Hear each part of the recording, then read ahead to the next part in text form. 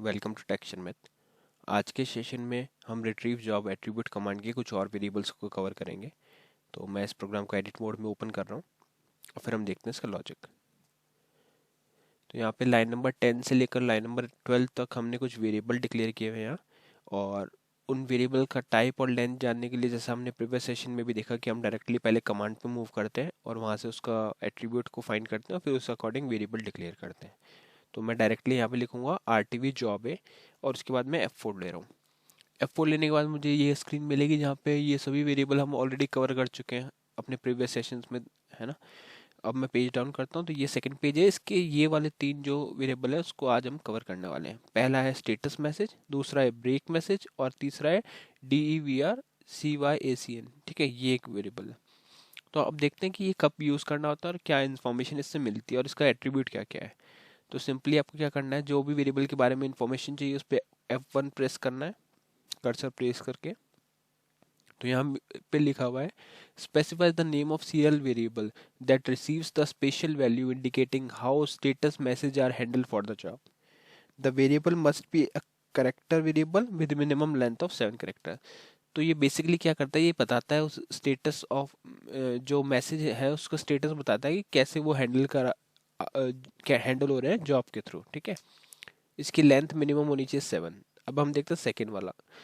तो सेकेंड हमारे पास जो है वो है ब्रेक मैसेज। यहाँ पे लिखा है specify the name of CL variable that receives the value that indicates the mode for break message handling that is in effect for the job.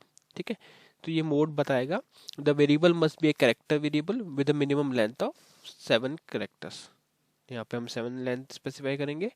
अब ये हमारे पास थर्ड वाला वेरिएबल है, ये क्या करता है specify the name of serial variable that receive the special value indicating the recovery action to take for the job when an input output error is encountered.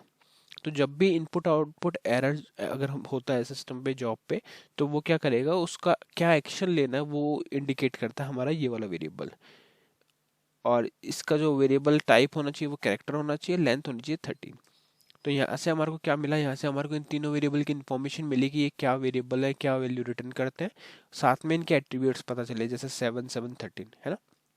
तो अब हम क्या करेंगे, इसी एट्रीब्यूट्स के अकॉर्डिंग यहाँ पे वेरिएबल डिक्लेयर करेंगे।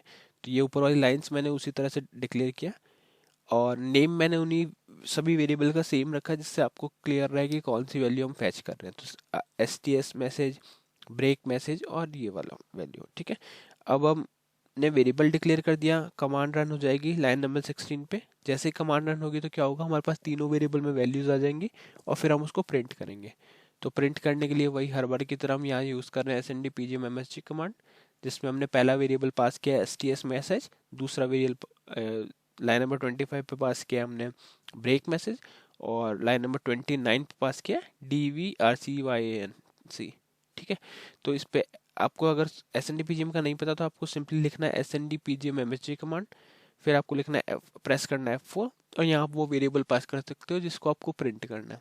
ठीक है, अभी डेमो पर्पस के लिए मैं सारी वैल्यूज को प्रिंट कर रहा हूँ, बट अगर आपको कोई और रिक्वायरमेंट है प्रोग्राम लॉजिक में तो आप उस अकॉर्डिंग वो वहाँ पे यूज़ कर सकते हो। तो अब हम इसको कंपाइल करके देखते हैं इसका आउटपुट क्या आ रहा है। कंपाइल हो गया सक्सेसफुली, अब कॉल करते हैं। तो पहली वैल्यू तो इसने ये रिटर्न की नॉर्मल, एस्ट्रिक नॉर्मल मतलब कि जो स्टेटस है मैसेज का वो नॉर्मल है। फिर मैं पेज डाउन करता हूँ तो वापस से वही वैल्यू है स्टार नॉर्मल, ये है ब्रेक मैसेज। और फिर मैं पेज डाउन करता हूँ तो यहाँ पे हमारे को रिटर्न कर रहा है एंड जॉब।